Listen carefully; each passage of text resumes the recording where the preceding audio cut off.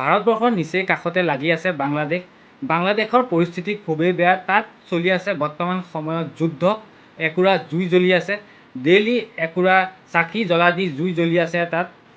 এনেকুৱা একুৰা জুই যিহেতু নুমুৱাৰ নামেই লোৱা নাই এতিয়ালৈকে, কিয়নো অবৈধভাৱে বাংলাদেশৰ পৰা ভাৰতত এণ্ট্ৰি হৈ আছে।